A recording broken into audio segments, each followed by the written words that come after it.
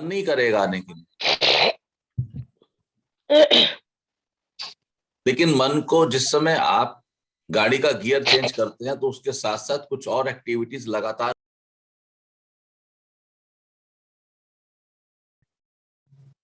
जब आप ऐसा करते हैं तभी आप गाड़ी का गियर चेंज कर पाने में सक्षम हो पाते हैं।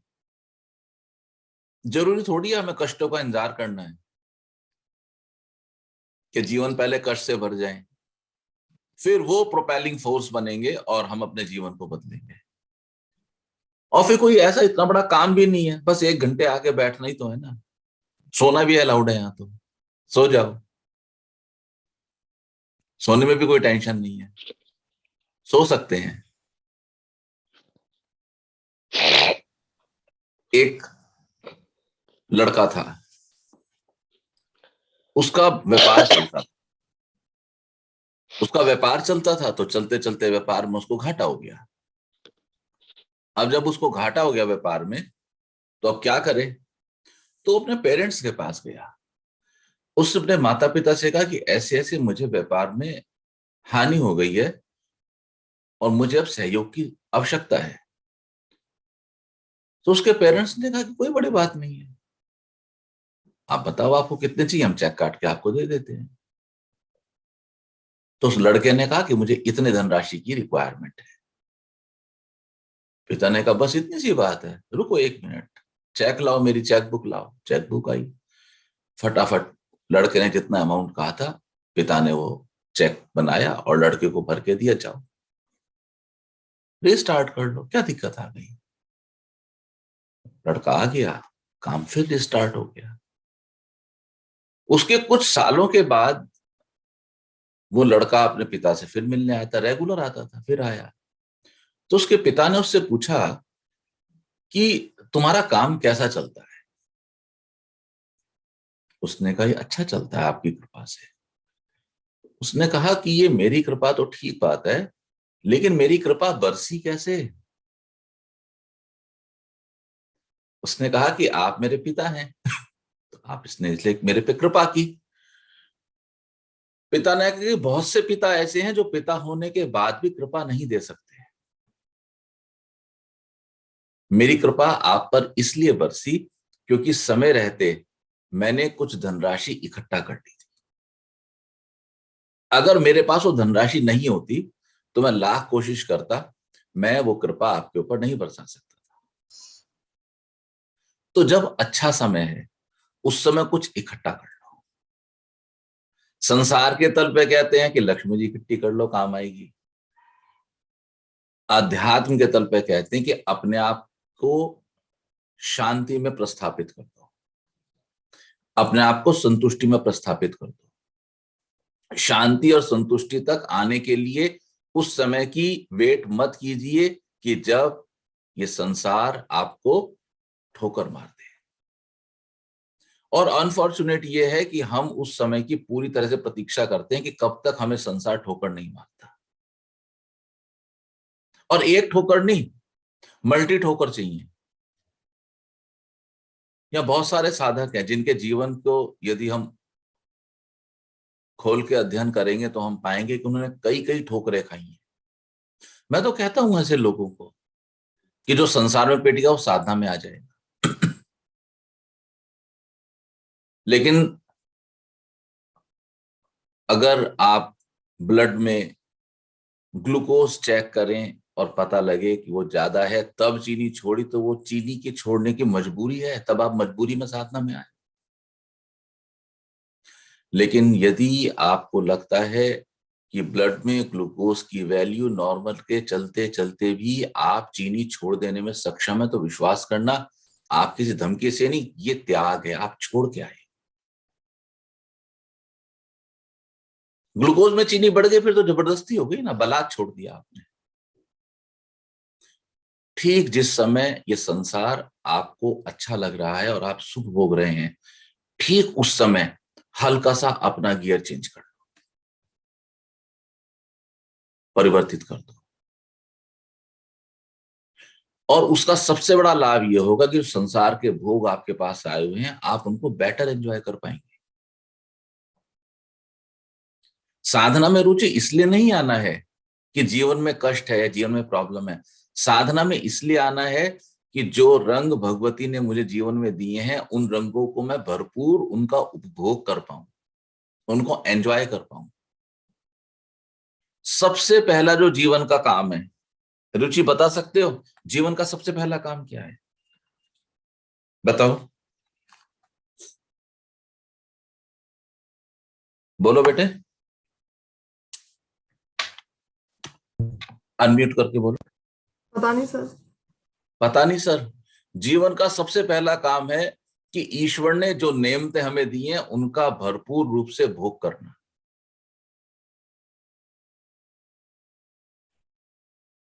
और कोई काम नहीं है।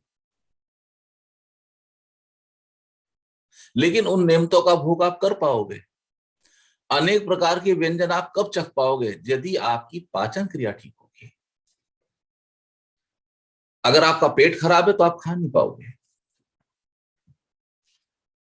बहुत सारे तरह के जो फूल प्रकृति में बिखरे पड़े हैं, उनका भोग आप कब कर पाओगे?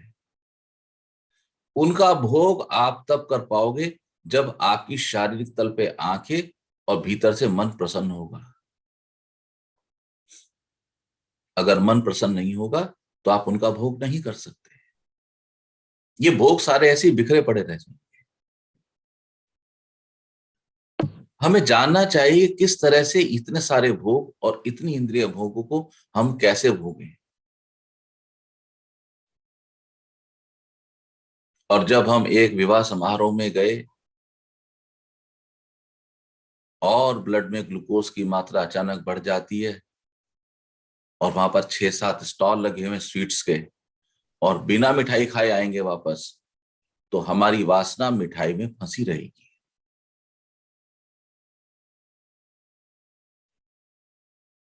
उस मिठाई के लिए बार बार बार बार बार बार, जिसको वेदों में कहा पुनरपि जन्मम पुनरपि मरणम, फिर जीना और फिर मरना, क्योंकि इच्छाएं पूर्ण नहीं हो रही हैं।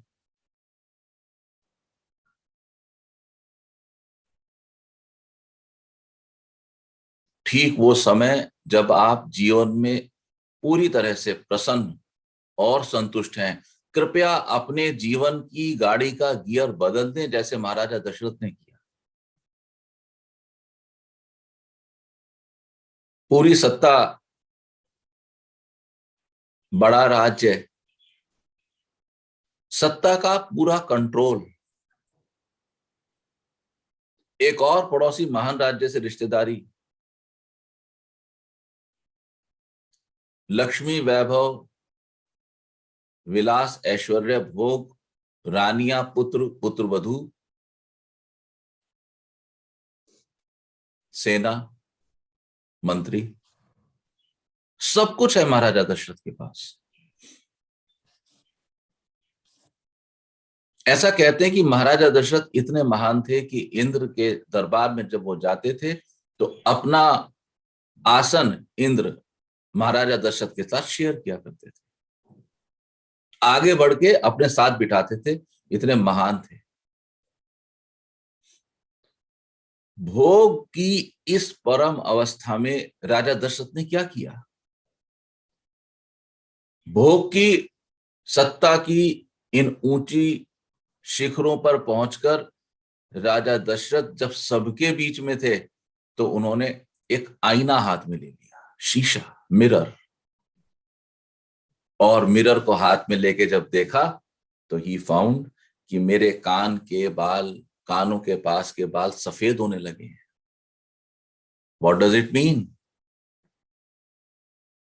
इसका अर्थ ये है कि बुढ़ापे की दस्तक आ गई है। मुझे छोड़ देना चाहिए राजपाट। मैंने राजपाट बहुत भोग लिया और अब मुझे वानप्रस्थ की ओर प्रस्थान करना चाहिए।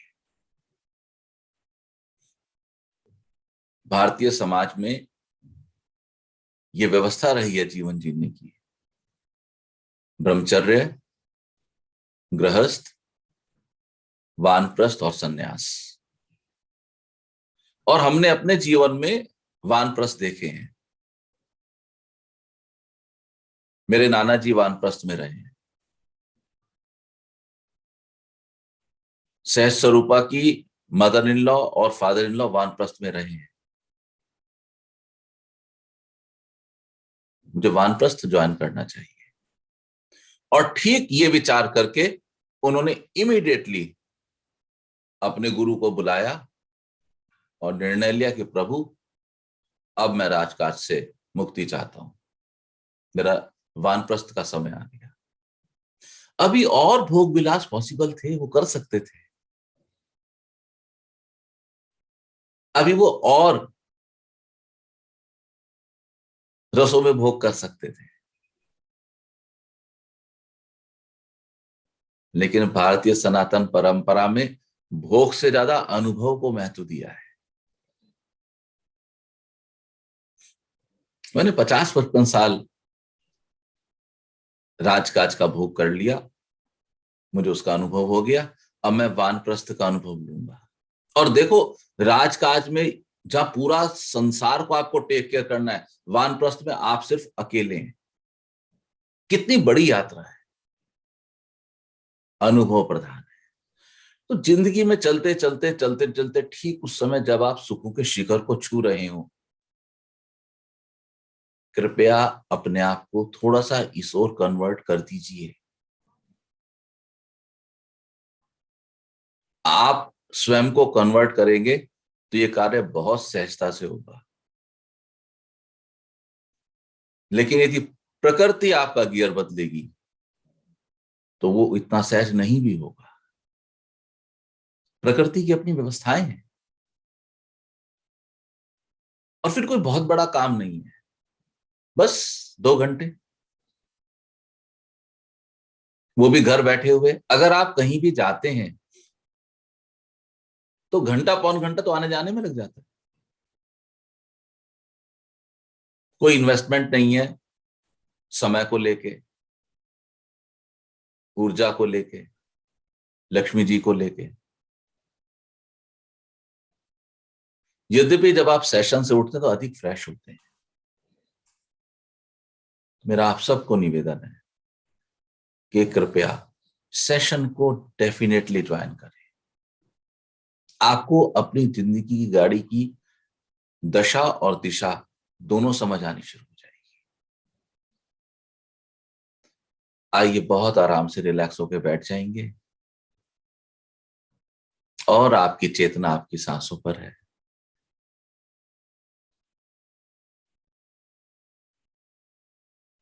आई एम रिलैक्स्ड, बिल्कुल प्रसन्न मन से। हे ईश्वर, तेरी अद्भुत कृपा है। आई एम एंजॉइंग, मैं बहुत सुंदर, मैं आनंदमय हूं।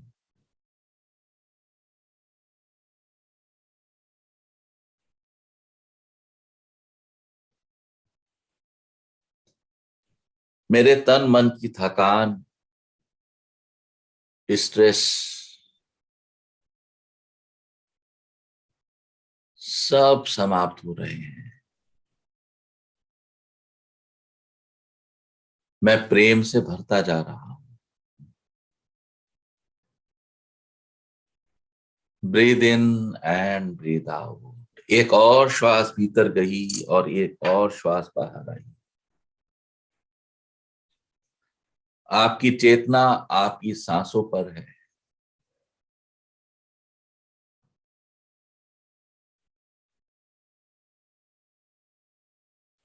आइए सांसों की प्रक्रिया को जानने की कोशिश करेंगे।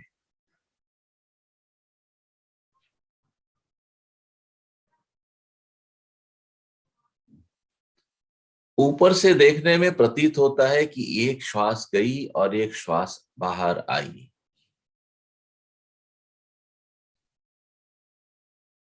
इसको यदि थोड़ा सा भीतर जाके देखेंगे तो एक श्वास गई और श्वास के बाहर आने से, या तो श्वास के बाहर आने की क्रिया शुरू होने से ठीक पहले श्वास मुड़ती है,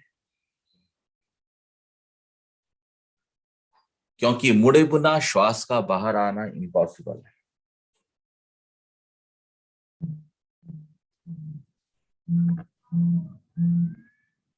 तो एक श्वास भीतर गई और अब इससे पहले कि श्वास बाहर आए, श्वास यू टर्न लेगी।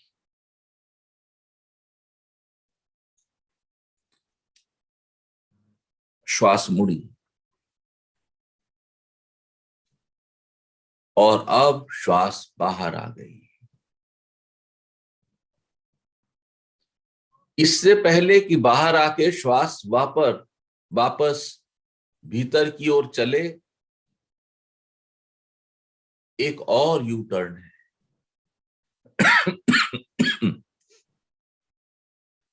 पहले श्वास ने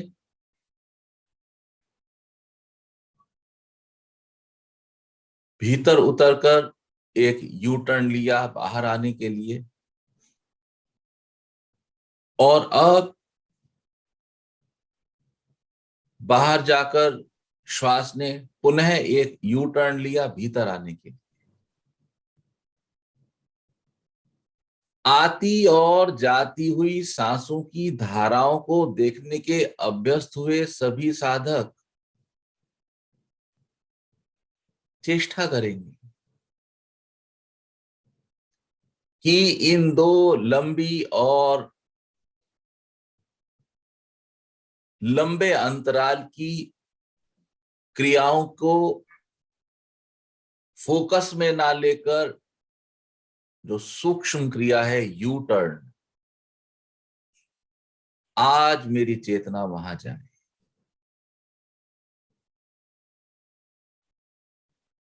एक श्वास भीतर और एक श्वास बाहर, breathe in and breathe out.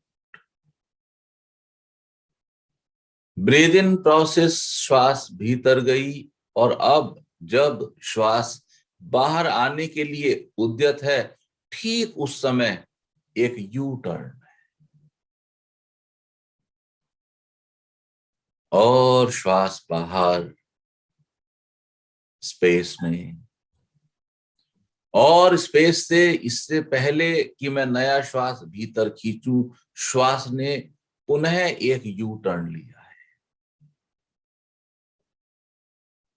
दो यू टर्न के कोणों के बिना श्वास का वर्तुल पूरा होना असंभव है।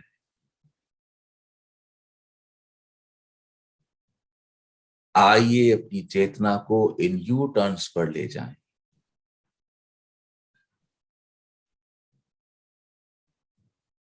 श्वास भीतर और श्वास बाहर। भीतर की श्वास बाहर आने से पहले एक यू टर्न का निर्माण और मेरी चेतना उस यू टर्न पर, और बाहर की श्वास भीतर उतरने से पहले पुनः एक यू टर्न का निर्माण और मेरी चेतना उस यू टर्न पर।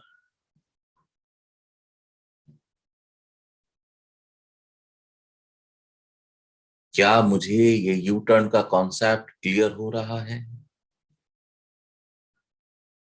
क्या मैं समझ पा रहा हूं कि ये यू टर्न्स क्या हैं, और क्या मैं इन यू टर्न्स को देख पाने में सक्षम हो रहा हूं? लगातार चलते हुए यू टर्न्स को देखने के लिए कहीं मेरे भीतर अधिक अव्यवस्था, आपादापी और भागदौड़ तो नहीं हो रही है?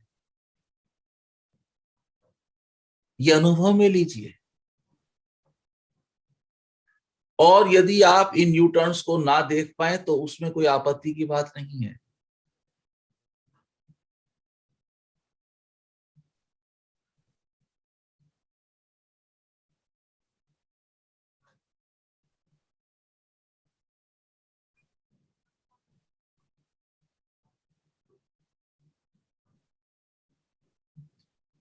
आपकी श्वास,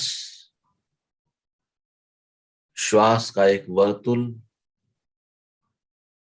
वर्तुल की दो लंबवत लाइनें, पैरेलल लाइनें समानांतर लाइनें, उन समानांतर लाइनों को जोड़ते हुए दोनों के अंत में एक यू लाइन, जिसको हमने यू टर्न करके जाना। एक यू टर्न आग के गहनतम गहराइयों में, भीतर में, और दूसरा यू टर्न बाहर स्पेस में। सांस पे चेतना को लाना सहजता, क्योंकि सांस में हमारी फिर पकड़ बनती है, हमें महसूस होती है। लेकिन ये यू टर्न एक सूक्ष्म बिंदु है।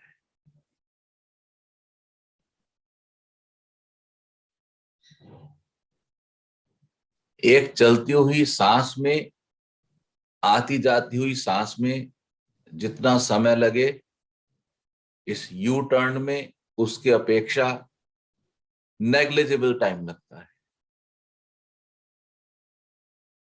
तो समझ नहीं आता ये बिंदु कहां पर है।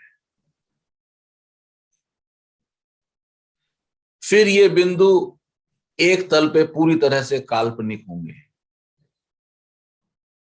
आपको अनुभव सांस का है जिसमें पकड़ बनी हुई है, आपको सांस का अनुभव है, क्रिया घट रही है।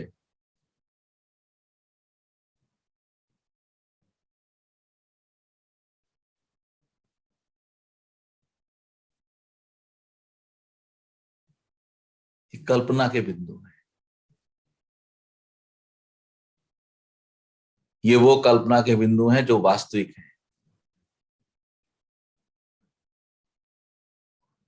यहां पर दो छोर आके मिल गए।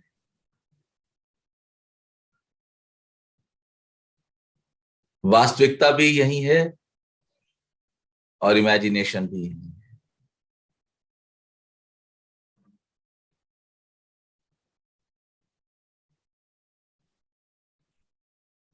आपकी चेतना इन दो बिंदुओं के साथ साक्षात्कार करती हुई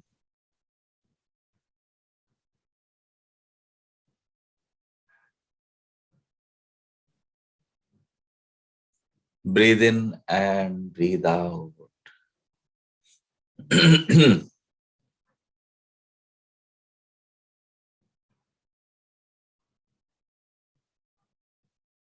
आती और जाती श्वासों के मुड़न बिंदु को मैं देखने में सक्षम हो पा रहा हूं, मैं देखने में सक्षम हो पा रही हूं।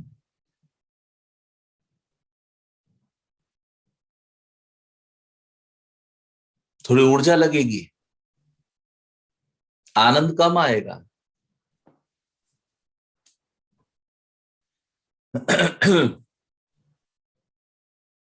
क्योंकि सो जाने की सुविधा समाप्त हो गई है।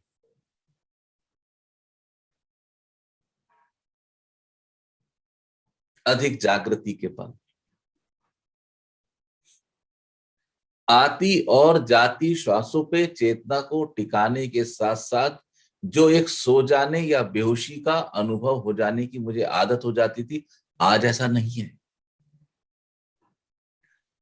अधिक गहराई से आपकी चेतना जागरूक रहेगी। एक क्षण वो भीतर का यू टर्न, तो दूसरे क्षण बाहर का यू टर्न। आपाधापी लगेगी, भागदौड़ लगेगी। हर ध्यान के बाद आपको जितना रिलैक्सेशन का अनुभव आता था, शायद आज उतना ना आए, लेकिन गहरे तो जाना है। गहराइयों में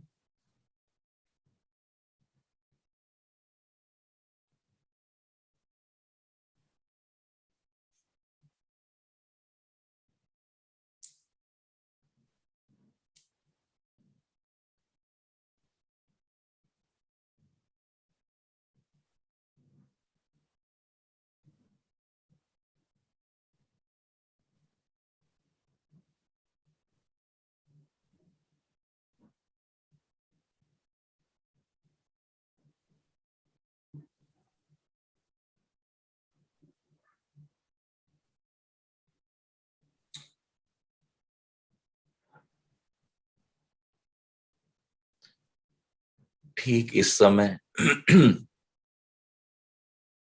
जब आप अपने साथ हैं, तो बताइए अपने को कि आप अपने से कितना प्रेम करते हैं।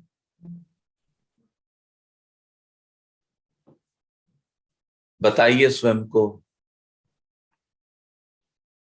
कि आपकी नजरों में आप कितने आकर्षक हैं।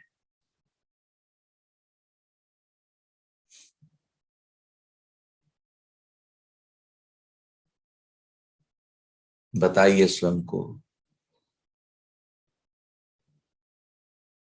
कि इस जीवन में आपने कितने सत्कर्म किए हैं।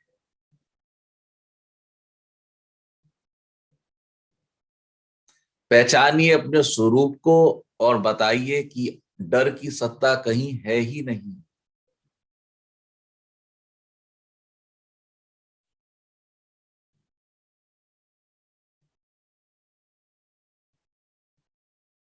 आइए मुस्कुराएं, इस जीवन का भरपूर आनंद उठाएं। ये इतने रंग जो बिखरे पड़े हैं, ये सब मेरे लिए।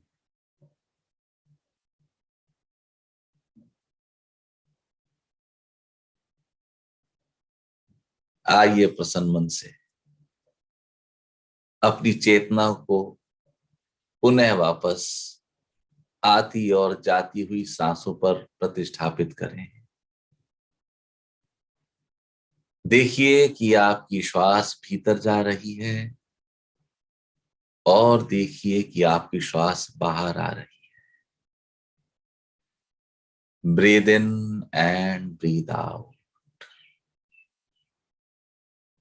एक और श्वास भीतर उतरी और एक और श्वास बाहर।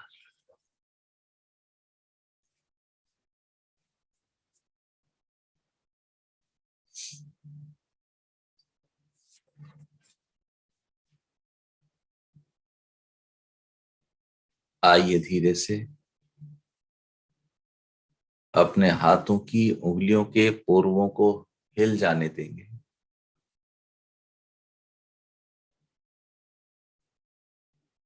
आइए हौले से अपने हाथों की हथेलियों को घर्षण करेंगे और अपनी बंद आंखों की पलकों पर टिका देंगे और धीरे से इन आंखों को खुल जाने देंगे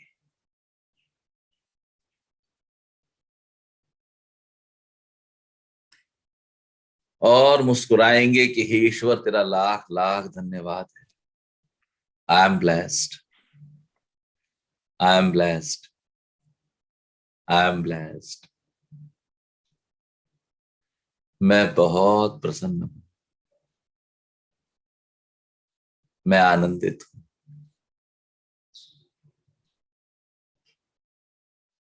और ठीक उस समय जब आपके हाथ पूरी तरह से ऊर्जित हैं, तो हाथों की हथेलियों पे ऊर्जा का अनुभव करेंगे। ऐसे रखेंगे हाथ, हाथों की हथेलियों पर ऊर्जा का अनुभव करेंगे।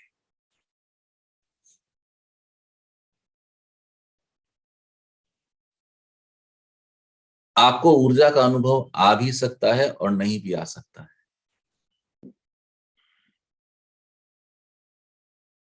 क्योंकि ये वो ऊर्जा है जो हम सबकी हथेलियों में है ही। सिर्फ हम उस ऊर्जा के प्रति अनभिज्ञ हैं। या तो वो ऊर्जा स्वयं में काम करती है, जैसा कि अक्सर हम डॉक्टर्स और टीचर प्रोफेशनल के साथ अनुभव करते हैं कि उस डॉक्टर के हाथ में यश है, उस टीचर के डंडे में यश है, तो मूल रूप से उनकी वो ऊर्जा अधिक जागृत होती है।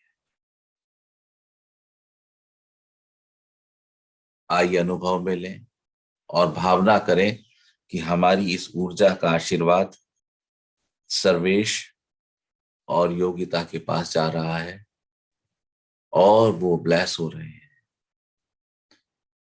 उनका वैवाहिक जीवन उनका पारिवारिक और सांसारिक जीवन और सुंदर तरह से नित नए आनंद में आगे बढ़ रहा है।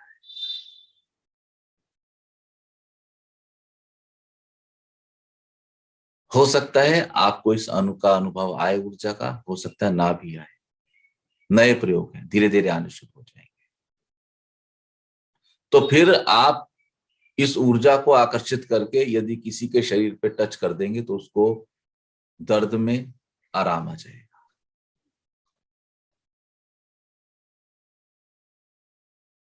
अभी पिछले दिनों के मेरे कुछ अनुभव हैं कि जहां पर कई व्यक्तियों को पैर में, कंधे में, कोहनी में इस तरह की दर्द की, कष्ट की प्रॉब्लम थी, और ऐसे ऊर्जा को आकर्षित करके जब हाथ लगाया तो उनके वो दर्द समाप्त हो गए। मेरी इच्छा है कि आप सब इस पावर से ब्लेस्ड हो, ताकि एक बड़े तल पे इस कार्य को आगे बढ़ाया जा सके। ठीक है? कोई साधक कुछ कहना चाहते हैं, पूछना चाहते हैं तो जी।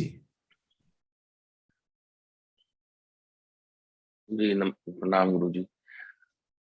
अच्छा अनुभव था, बहुत गहरी शांति में चला जाता हूँ ऐसा लगता है। अभी भी शब्द निकलने की मतलब इच्छा नहीं हो रही है, लेकिन एक सवाल ये मन मन में है कि अंदर जाके जब न्यूटन हुआ वो तो सहज था, उसमें दिक्कत नहीं हुई मुझे, लेकिन बाहर वाला मुझे खोजना पड़ा। बाहर वाला नहीं मिल रहा, अंदर वाला तो मिल रहा था आराम से। बाहर वाला मुझे इमेजिन करना पड़ रहा था।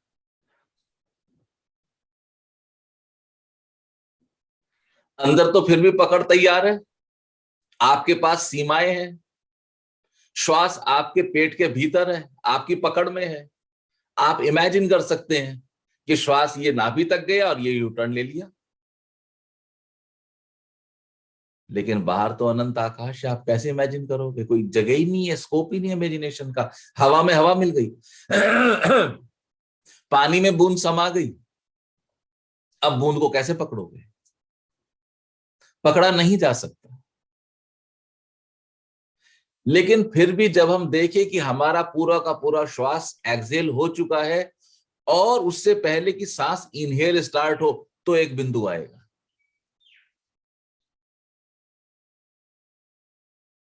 तो एक बिंदु आएगा। ये बड़े छोटे छोटे प्रयोग हैं, लेकिन बड़े गहरे प्रयोग हैं। ये उनमें से एक है जो 112 विधियां शंकर जी ने पार्वती मां को बताई थी, और कहा था कि कोई एक विधि किसी को अगर स्वीकार्य हो जाए तो उसका जीवन परिवर्तित हो सकता है। बात कितनी छोटी सी है। सांस अंदर गया, गाड़ी लेफ्ट को गई, फिर यू टर्न लेके राइट आ गई, फिर यू टर्न लेके लेफ्ट चली गई। लेकिन बात कितनी गहरी है। आकाश में आप क्या पकड़ोगे? नहीं पकड़ आएगा। लेकिन एक बिंदु घटेगा जब आपका एक्सहेल कंप्लीट होगा, और ठीक इस क्षण जब आप इनहेल स्टार्ट करें, बिल्कुल उससे पहले फ्रैक्शन ऑफ सेकंड सही पकड़ते हैं। कल भी मुझे लग रहा था जो आपने अपना अनुभव लिख के भेजा है ग्रुप पे, वो शायद साधना से उठने के तुरंत बाद की आवाज लग रही थी आपकी, कि बस अभी उठे ही और लिख के, और आपने रिकॉर्ड करके भेज दिया। ऐसी था ना? जी जी। अच्छा है डॉक्टर साहब, बढ़िया है। और कोई साधक कुछ कहना है, पूछना चाहते हैं?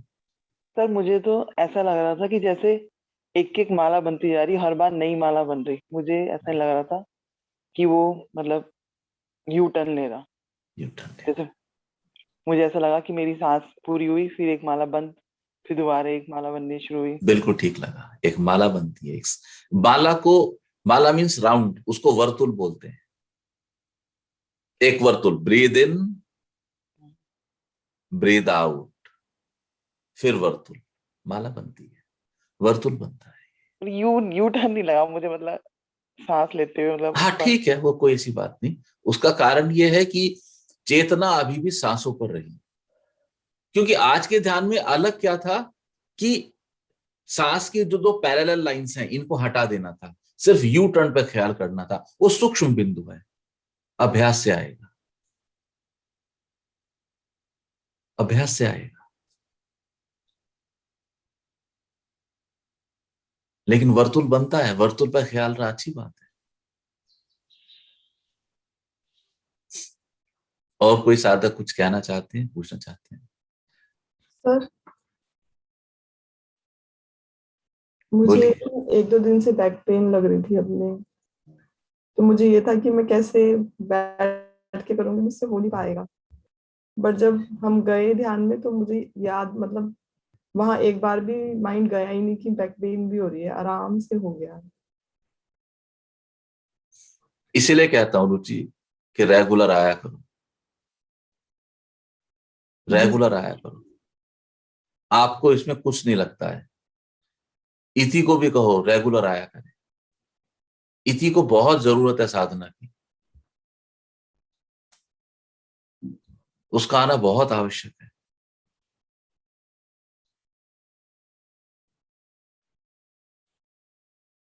जी सर। जैसे जैसे पता, ये शारीरिक प्रॉब्लम, फिजिकल प्रॉब्लम्स क्यों होती हैं? क्योंकि मूल रूप से जो रेस्पेक्टिव ऊर्जा चक्र है वो अनबैलेंस होता है।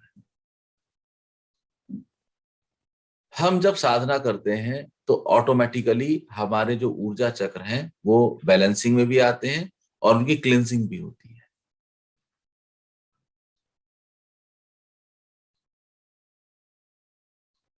जैसे ही ऊर्जा चक्र बैलेंसिंग में आया तो हमारे रेस्पेक्टिव बॉडी कंपोनेंट से रिलेटेड प्रॉब्लम्स खत्म हो जाती हैं, लेकिन वो फिर वापस आ जाती हैं। तो इसलिए मैं आपको बोलता हूं कि फिर वापस आओ सेशन में, फिर हफ्ते में 10 मिनट 5 मिनट करते रहो कुछ ना कुछ।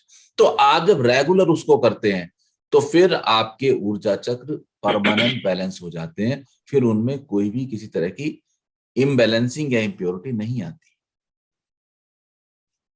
एक कपड़ा है, उसको धोते रहो, साफ करते रहो। आपने आज एक कमीज पहनी, एक शर्ट पहनी, शाम को धो दी, कल को फिर पहन लो। लेकिन यदि एक ही कमीज आप कंटिन्यूस पहनते रहोगे तो 5 दिन में क्या होगा, तो 5 महीने में क्या होगा, 5 साल, 5 जन्म। इमेजिन क्या होगा। इसलिए बोलता हूं कि 5 मिनट 10 मिनट अपने को रेगुलर दो, करते रहो। मेरा अनुभव नहीं है कमर का दर्द गया, आपका अनुभव है। मैं तो ऐसे वादा भी नहीं करता कि शरीर ठीक हो जाएगा, आप कहते हो शरीर ठीक होता है। रेगुलर आते रहो, बहुत बढ़िया रुचि है। और कोई साधक कुछ कहना चाहते हैं? यस डॉक्टर साहब। प्रणाम गुरु जी। बस इतना ही कि ये जो बिंदु वाली चीज थी, मुझे भी जैसे इन्होंने कहा अंदर वाली बिंदु तो दिखी पर बाहर में थोड़ी सी मुश्किल थी, लेकिन उस बिंदु की प्रक्रिया में ना बहुत डीप रिलैक्सेशन आया।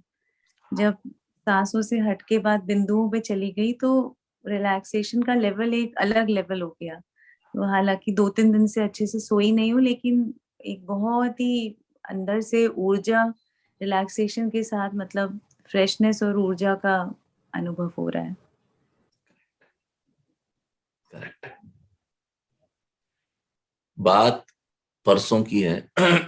मैं 2-3 दिन से किसी एक विचार के साथ इन्वॉल्व था और मैं देख रहा था। मैंने कल भी इसको चर्चा में लिया था। और जब ऊर्जा मुझसे नहीं संभली तो मैंने उस ऊर्जा को पूरी की पूरी शुद्धतम रूप में आनंदमयी के ऊपर फेंक दी। कल मैंने इतनी ही बात कही थी, अब उसके आगे की। आनंदमयी के ऊपर वो ऊर्जा फेंकते ही मैं गहरे ध्यान में चला गया ऑटोमेटिकली। मैं दरबार में सोफे पर था और मुझे कुछ पौना घंटे का एक ध्यान लग गया।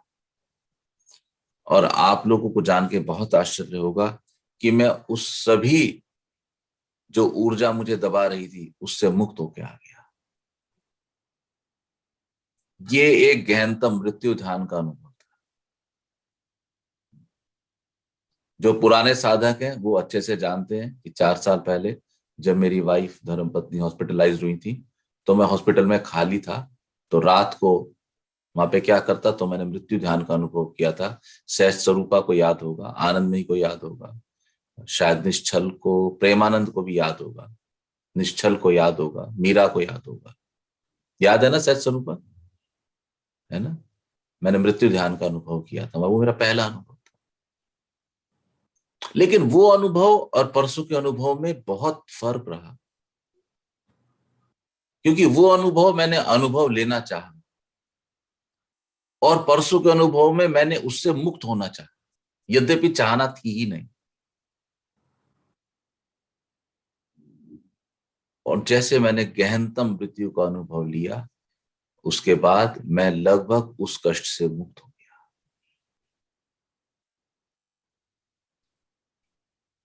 फिर वो कष्ट नहीं था। समय आने पे जो ऊर्जा आनंदमयी को ऊपर फेंकी गई थी वो आपके साथ शेयर की जाएगी।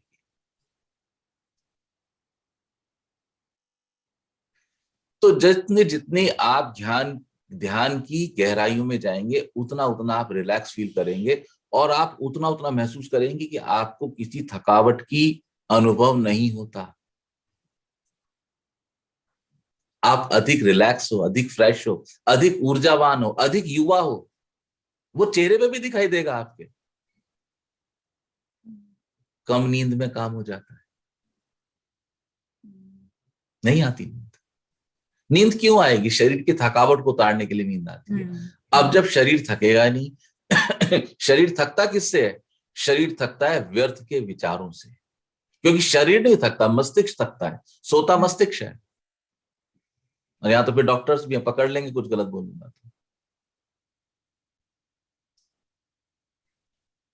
तो जैसे ही आप ध्यान के किसी गहनतम अनुभव से होकर गुजरे, आप महसूस करेंगे कि आप पुनः ऊर्जित हो गए। एज ए रिजल्ट नींद नहीं आएगी, उसकी आवश्यकता नहीं है। ध्यान ने आपको ऊर्जित कर दिया है। तो पुराने समय में जो हम कुछ बातें सुनते हैं कि राजाओं को उनके गुरु और संत कुछ ऐसा प्रशिक्षण दिया करते थे कि जिससे वो नींद पे काबू पा लें, वो यही क्रियाएं थी।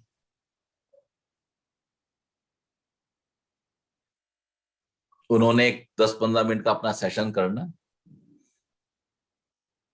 अपने ऊर्जा चक्रों पे जमी हुई धूल को हटा देना और ऊर्जित हो जाना।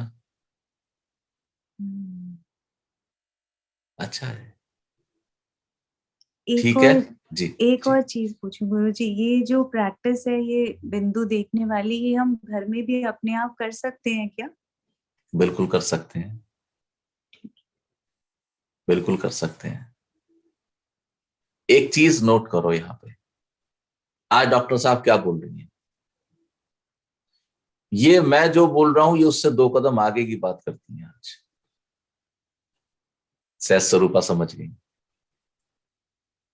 है ना? सहज बताओ फिर क्या बोलती हैं, आपको अनुभव है?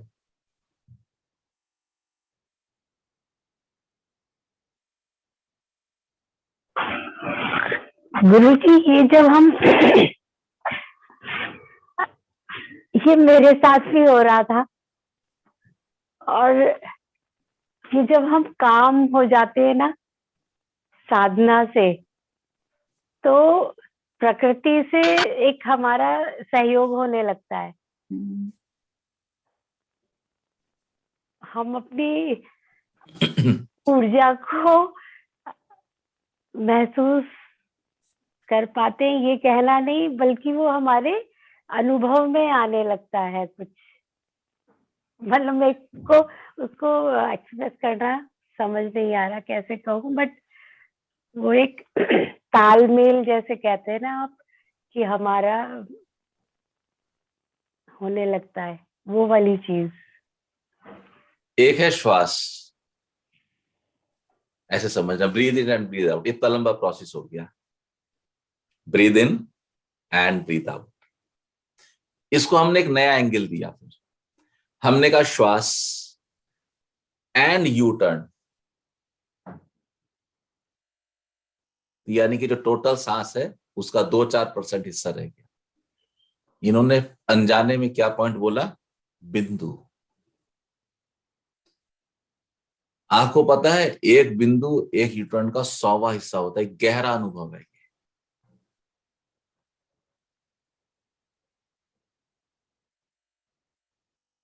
ये एक और क्रिया है ध्यान की,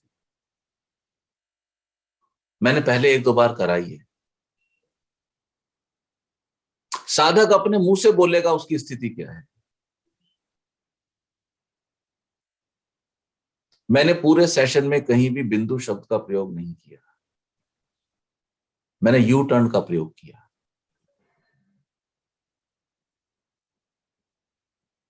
कराएंगे बिंदु ध्यान भी, अच्छा है, और गहन बिंदु है, और गहन, बढ़िया है। और कोई साधक? चंचल जी। प्रणाम सबको। आज जब आपने वो बोला कि स्पेस में एक यू टर्न अंदर है, एक यू टर्न स्पेस में है, तो बस उसके कहने के बाद बस स्पेस में ही निकल गई।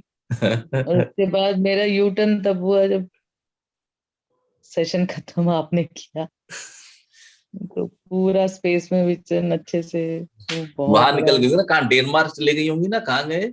बड़ा सन, बहुत बड़ा सन देखा, उसके अंदर खुद को भी एकदम देखा पिंडों में, मैं तो कह रहा हूँ बहुत। आप वहां चली गई होंगी ना, भारद्वाज जी कहाँ गए हैं? हाँ वहां पे मिल मैंने कहा मिला हूँ साथ के साथ मिला हूँ आप वहां निकल गई होंगी। वहां भी निकल गई तो बहुत ही अच्छा तो फिर पूरा जब स्पेस भीतर ऐसा। का श्वास आता था तो उसकी ख्याल रहता था या नहीं रहता था? नहीं उसके बाद नहीं रहा, उसके बाद बस स्पेस का ही रहा कि मैं जैसे स्विम सा या अपना अपना ऐसे स्विम सा कर रही हूँ पर पूरा अच्छे से। और अपने बारे में then- खबर थी आपको? नहीं ऐसा कुछ खास तो सोचा नहीं, ऐसा ऐसा तो नहीं था कई ऊपर बार क्या होता मतलब। है कि ध्यान के एक गहरे अनुभवों में हमें एक नींद दो या बेहोशी घट जाती है।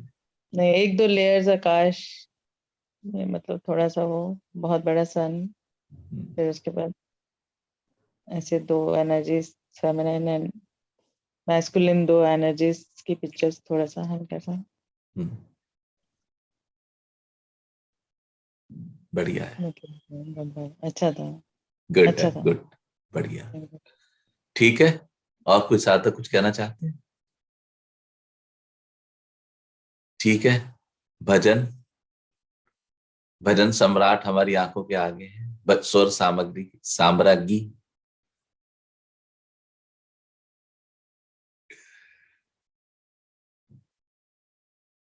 अनम्यूट करो ना पद्मा जी।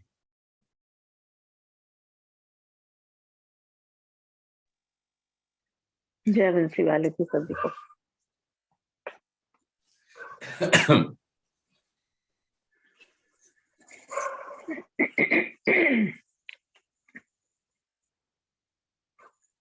मुझे है तलाश तेरी, मुझे तेरी जुस्तजू है, मुझको तेरी तमन्ना, मुझे तेरी आरज़ू है, यही हसरते तलब है, यही आरज़ू है दिल की ना हटे मेरी निगाहें तेरे रुख से जिंदगी में ना हटे मेरी निगाहें तेरे रुख से जिंदगी में किस काम कोई जीवन तेरा प्यार गर न पाया किस काम का ये जीवन तेरा प्यार गर न पाया तुझको नगर छाया तुझसे न दिल लगाया तुम बिन अंधेरी दुनिया सुनसान चार सू है तुम बिन अंधेरी दुनिया सुनसान चार सू है ना हटे मेरी निगाहें तेरे रुख से जिंदगी में मेरे दिल में चाहते हैं मैं यही सोचता हूँ मेरे दिल में चाहते हैं मैं यही सोचता हूँ कोई दूसरा ना आए अब मेरी जिंदगी में कोई दूसरा ना आए अब मेरी जिंदगी में हटे हे तेरे रुख से जिंदगी में फूलों की ताजगी में तारों की रोशनी में फूलों की ताजगी में तारों की रोशनी में जो बात देखी तुमने देखी नहीं किसी में ना हटे मेरी निगाहें तेरे रुख से जिंदगी में तुम सामने खड़े हो मैं सजदा कर रहा तुम सामने खड़े हो मैं सजदा कर रहा बड़ा लुत्फ आ रहा है बंदे को बंदगी में बड़ा लुत्फ आ रहा है बंदे को बंदगी में ना हटे मेरी निगाहें तेरे रुख से जिंदगी में मुझे है तलाश तेरी मुझे तेरी जुस्तजू है मुझको तेरी तमन्ना, मुझे तेरी आरज़ू है, मुझे तेरी आरज़ू है, मुझे तेरी जुस्तजू है, मुझे तेरी जुस्तजू है, मुझे तेरी आरज़ू है। बंसी वाली। तुम सामने खड़े हो, मैं सजदा कर रहा हूं, बड़ा लुत्फ आ रहा है बंदे को बंदगी में। बहुत सुंदर। आप सबका बहुत बहुत धन्यवाद। कृपया साधना करते रहिए, अनुभव डालते रहिए, फिर मिलेंगे। जय माता दी।